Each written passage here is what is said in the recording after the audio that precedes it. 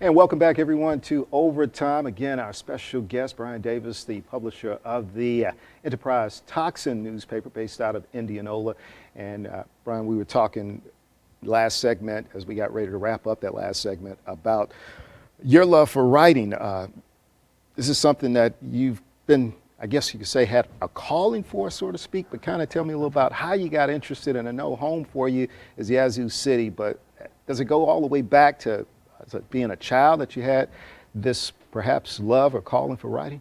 Well, I guess it goes back that far. Yeah. I know that I didn't come from a long line of writers, but my dad, when I was probably about 11 or 12, he did a Clarion Ledger paper route on the weekends, and just to pick up a little extra cash, and he would wake me up at 3 a.m. on Saturday morning and Sunday morning, and we would drive down and we'd pick up the bundles.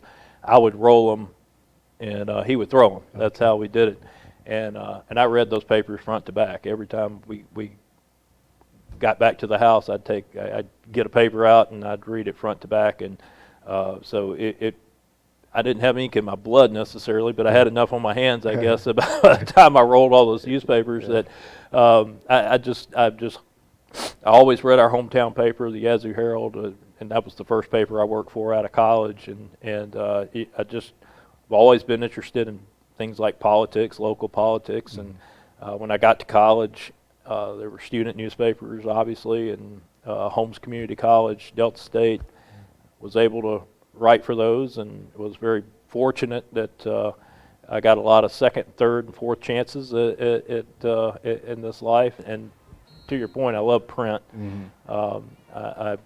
We're more of a digital society nowadays, but we're keeping the print going, and because there's a lot of trust in a print product.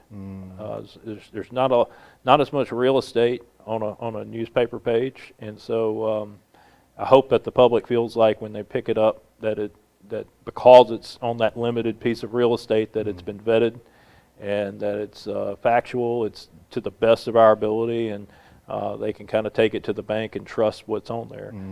And yes, we are growing online. We've got almost 13,000 followers on Facebook. We get about 100,000 page views on our website every month. So we're growing in that area, but our print product is still strong because of that community support, and they believe in what we're doing, and as long as they do, we're going to keep doing it. All right, and tell us where they can go and online if they want to check out your paper. Yeah, check us out at enterprise-tocsin.com, TOCSIN.com, and we're on Facebook. Just type in Enterprise-Tocsin, and our Facebook page will come up. We update it numerous times a day, and our goal is to get as much information out, as much reliable, trustworthy information out to our community as possible, and the good, the bad, and the ugly. And the handheld paper comes out every Friday, right? Yes, sir. Friday, you can look out for it there.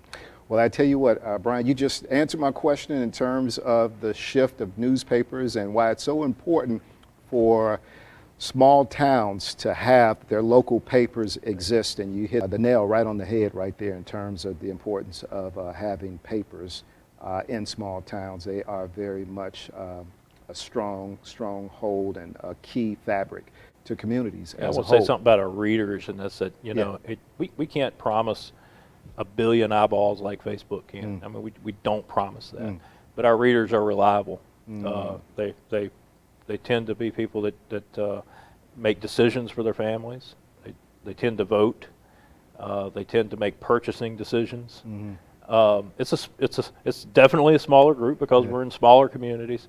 But the next time an advertiser has a choice between boosting a Facebook post or doing a small ad in a newspaper, think about picking the newspaper, because the audience is definitely, it's going to be smaller than what's promised online, but these guys are reliable. Our customers and our readers are reliable, and they hopefully will be the business's customer too. All right. Well, I tell you what, we appreciate your time, Bryan. Thank you so much for sharing insight on high school football, junior college football in Sunflower County, and also your take on just the newspaper as a whole. Doing a wonderful job, and we wish you nothing but continued success in moving forward.